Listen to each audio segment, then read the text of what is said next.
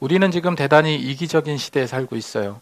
이 공동체와 이웃이 없어지고 자신의 이익을 위해서라면 정말로 수단과 방법을 가리지 않는 그런 세상이 되어가고 있는 듯합니다. 그렇다고 해서 정직과 신뢰가 땅에 떨어진 그런 세상 풍조에 우리가 따라가서는 안 될 거예요. 여러분, 교회가 인본화되어 버리면 끝입니다. 어떤 분들은 교회에 이해득실을 계산하며 오는 경우 있어요. 계산기 두드리며 온다는 거죠. 절대로 안 될 일입니다. 요즘에 특별히 정말 말씀 준비하는 게 얼마나 두렵고 떨리는지 몰라요. 그런 심정이에요. 그 이상의 무언가를 증거하고 성도님들에게 무언가 큰 은혜를 끼쳐야 되는데, 더욱 단단한 믿음으로 함께 성장해야 되는데 그렇지 못하고 있다는 생각이 들 때가 많습니다. 제가 전하는 메시지가 성경적으로 타당한지, 그리고 말씀을 전하는데 내 개인적인 어떤 생각이나 판단이 개입되지 않는지, 무엇보다 가장 두려운 게 뭔지 아세요? 선포되는 메시지가, 제가 말씀 전하는 메시지가 그냥 윤리적으로 도덕적으로만 흐르게 되지 않을까, 그게 두렵습니다. 여러분, 세상의 모든 종교가 추구하는 것이 윤리 도덕이에요. 이 착하고 선하게 살라라고 말하고 있습니다. 기독교도 마찬가지예요. 그런데 그것만이라면은 기독교도 다른 종교와 다를 바가 없는 거예요. 이미 도덕적인 관념이 형성된 여러분들께 제가 마치 초등학생 유치원 아이들처럼 도덕교육 시키듯이 그렇게 메시지 전할 필요가 없어요. 그럴 이유도 없는 겁니다. 우리는 선한 영향력으로 살아야 된다라고 말해요. 그건 믿음 생활에 나타나는 어떤 향기 같은 거예요. 선한 영향력으로 이웃을 섬기고 이웃에게 봉사하고 좋은 향기 날려야 하지만, 그것만이 세상 사람들은요, 그것만이면 세상 사람들은 뭐라고 하겠습니까? 그 사람 정말 좋은 사람이야. 착한 일도 많이 하고 어려운 사람 돕기도 하고 선행도 많이 베풀고 정말 대단한 사람이야. 인간미 넘치는 사람이야. 이 정도로 인식하게 될 겁니다. 그런 선한 영향력만 미쳐서 안 된다는 거죠. 가장 중요한 것이 빠졌어요. 가장 중요한 것이 있어야 합니다. 그것이 무엇이겠습니까? 복음이에요. 복음. 예수 그리스도의 도입니다. 이건 생명과도 같아요. 결국 교회가 왜 존재합니까? 교회가 존재하는 이유는요, 복음 때문에 그래요. 우리가 전해야 될 사명인 거예요. 그것이. 우리가 살아가는 삶은 결코 일회용이 아닙니다. 주님이 허락한 시간까지 날마다 계속돼요. 날마다 계속되는 인생입니다. 하지만 인생은 결코 길지 않습니다. 인생 가운데 만난 우리 정말로요, 예수님 잘 믿었으면 좋겠습니다. 이기적인 생각, 이기적인 이해득실 판단 다 내려놓으시고요, 오직 예수님께만 집중했으면 좋겠습니다. 오늘 종려주일입니다. 많은 사람들이 천년 전 오늘에 나귀를 타고 예수님께서 예루살렘에 오르실 때, 저분은 정말로 구원을 베푸실 메시아다, 그러면서 다윗의 자손 예수의 우리를 구원하소서, 이 종려나무가지를 흔들면서 막 난리 났어요. 호산나를 외쳤습니다. 많은 사람들이 그 나귀 새끼 타신 예수님 앞에서 자신의 옷가지를 벗어서 땅에 대고 굽혀서 절하고 환희에 차 있었습니다. 마치 오랜 동안 가뭄에 쩔어 있는 그 땅에 해갈에 반가운 소낙비 같은 그런 마음으로, 기쁨으로 주님을 맞이했어요. 하지만요, 잠시의 환희였습니다. 잠시의 기쁨이었어요. 예루살렘에 오르신 주님은요, 곧 처절한 일주일간의 고난이 시작되었고 십자가에 처형당하는 운명의 한 주를 맞이하시게 된 겁니다. 그것이 내일부터예요. 전통적으로 우리 믿는 자들은 오늘 종려주일을 시작으로 다음 주 부활주일 전까지를 고난주간이라고 그래요. 저는 종려주일과 고난주일을 통해서 이 그리스도의 십자가, 그것이 나를 사랑하셨다는 증거라는 것을 이런 제목으로 말씀을 전하고자 하는데, 여러분, 우리가 예수 믿으면서 예수 이름으로 사랑을 누리고 은혜를 나누고, 이거 굉장히 기쁜 일입니다. 그런데 기억해야 될 게 있어요. 나를 따끔하게 찌르는, 떨어지지 않는 가시 같은 것이 있어요. 바로 그리스도의 십자가입니다. 예수님을 처음 만나 거듭날 때 그때 기억하세요? 우리는 그리스도의 십자가를 기억했습니다. 그 달리신 예수님의 고통을 함께 나눴어요. 주님이 흘리신 피를 생각하면서 죽을 수밖에 없는 나를 살리신 그 사랑의 고통을 우리는 기억했다는 거죠. 무릎을 꿇고 가슴을 치면서 회개했고요, 울부짖으면서 죄사함을 위해서 기도했습니다. 정말 주님과의 사랑은 뜨거웠고 가슴 벅찼어요. 여러분, 진정으로 누군가를 사랑한다면, 진정으로 누군가를 사랑했다는 것은요, 어디서 확연하게 드러납니까? 어려움과 고난 속에 드러나요. 많은 사람들이 이혼을 하고 찢어지는 대표적인 이유가 이런 고난과 갈등을 극복하지 못해서 떨어지는 경우가 많아요. 예전에 쿵따리 샤바라라는 노래로 전 국민을 떠들썩하게 했던 클로딘이라는 듀오가 있죠. 그 멤버 중에 한 명이 강원래였습니다. 근데 그가 불의의 교통사고로 하반신이 마비가 되는 불구가 됐어요. 다 기억하실 겁니다. 이제 현란하게 춤도 출 수 없는 상황이었어요. 그런데 나중에 알고 보니까 그 강원래에게는 여자친구가 있었습니다. 나중에 이제 알려졌는데 혼성 그룹 콜라의 멤버였던 김송이였어요. 그 둘은 연인 사이였습니다. 여러 가지 어려움이 있었지만 사고 이후에 불구가 된 지금도 강원래 곁에는 누가 있습니까? 김송이 있어요. 강원래는 말할 수 없이 힘들었겠지만 이 하반신 마비가 된 그를 돌봐줘야 하는 그 김송을 보고 있으면 정말 참 많은 생각이 든 적이 있어요. 여러분, 진정한 사랑은요, 이런 역경 속에서 오히려 강해져요. 힘들고 고통스럽지만 그의 곁을 떠나지 않는 것, 그것이 사랑의 증거입니다.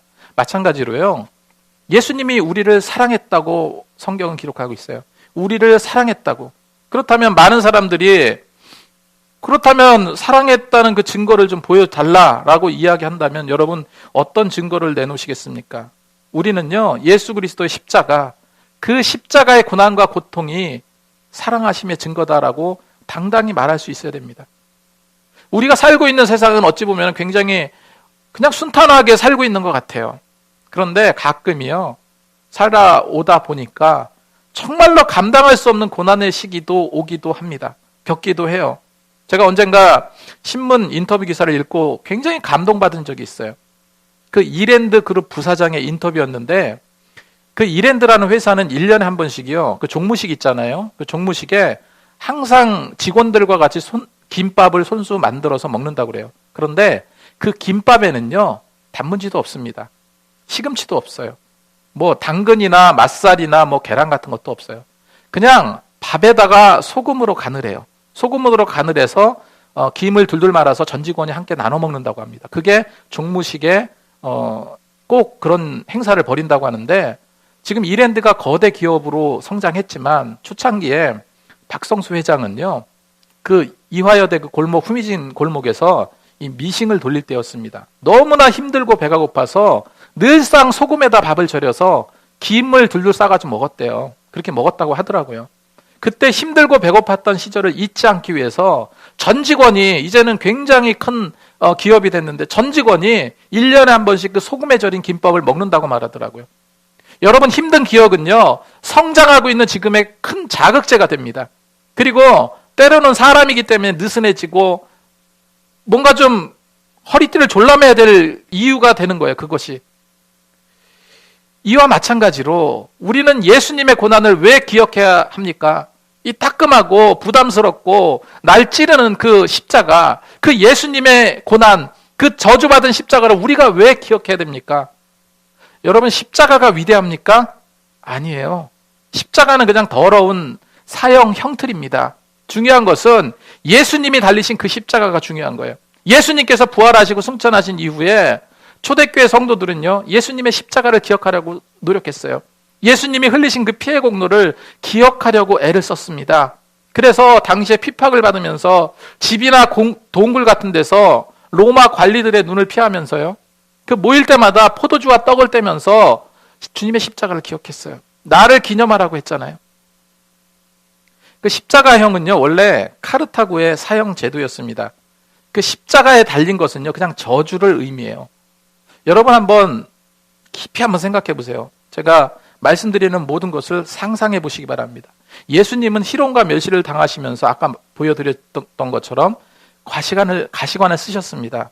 그리고 39대의 갈고리 채찍으로 맞으셨어요. 갈고리로 된 채찍이기 때문에 채찍이 살을 파고 들어가서 살점이 뜯겨져 나갑니다. 온 등판이 걸레 조각이처럼 되셨어요. 예수님은 인간의 고통을 느끼셨습니다.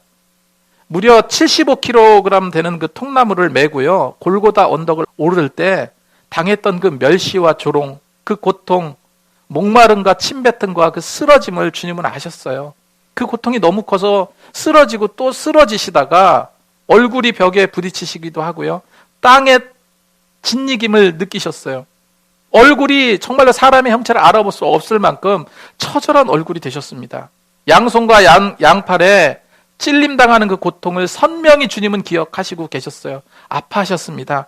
양손이 못에 박혀서 온몸이 처져서 호흡이 곤란이 올 때 그 고통을 재현하면서 다시 발바닥에 힘을 주고요. 나무 강목에 힘을 주어서 온몸을 다시 끌어올려서 호흡하시고 다시 처지고 다시 호흡하고 이런 고통의 반복을 6시간이나 되풀이 하셨습니다. 그럼에도 불구하고 그 고통의 십자가의 길을 가셨어요. 왜 그 길로 가셨습니까? 이유는 한 가지예요. 우리를 사랑하셨기 때문이라고 성경은 말하고 있습니다. 여러분, 아까도 말씀드렸죠? 예수님의 사랑의 증거를 보여달라라고 누가 묻는다면 그리스도께서 달리신 십자가를 보여주시기 바랍니다. 복음이 어렵다. 이 십자가를 설명하라. 십자가는 이런 희생으로 피어난 완벽한 사랑을 상징합니다. 이보다 더 큰 증거는 없어요. 여러분, 십자가형은요, 죽지 못할 고통이 계속돼요. 십자가 형틀에 사형당한 사람은 어떻습니까? 그냥 양손과 양발을 대못으로 박아서 세워놓는 거예요. 그게 전부입니다. 십자가형은 참혹한 고통이 길 수밖에 없어요. 그래서 어떤 사람들은 며칠이 걸리고 어떤 사람은 몇 주가 걸리기도 합니다. 그러니까 이렇게 상상할 수도 있습니다. 아니, 양손과 양발에 굵은 대못으로 고정을 시켰다면 피가 다 쏟아져서 금방 죽을 게 아닌가. 하지만 양손과 양발은요, 이 동맥이 흐르는 곳이 아니에요. 여기는 피가 많이 몰려있지 않습니다. 어느 정도 시간이 지나면 피는 그냥 말라버려요. 십자가 형틀의 메인 사형수는 저항할 수가 없습니다. 그래서 하늘을 유유히 날던 독수리가 피냄새를 맡고 몰려들어요. 그 형틀로 와서 살을 쪼아 먹습니다. 두 눈을 파먹을 수도 있어요. 차라리 독수리 같은 날짐승이 살을 쪼아 먹고 내장을 파먹는다면 오히려 수명을 단축시킬 수 있으니까 고통의 시간이 더 줄어들 수도 있겠죠. 그렇지 못하다면 처참한 고통과 비명에서 서서히 죽어갈 것입니다. 그래서 성경에서 십자가형은 더할 수 없는 저주의 상징으로 기록하고 있어요. 성경에 뭐라고 말합니까? 이 사람은 땅에 묻힐 자격도 없고 충분히 고통받아야 된다. 이런 뜻이 담겨져 있는 것이 십자가입니다.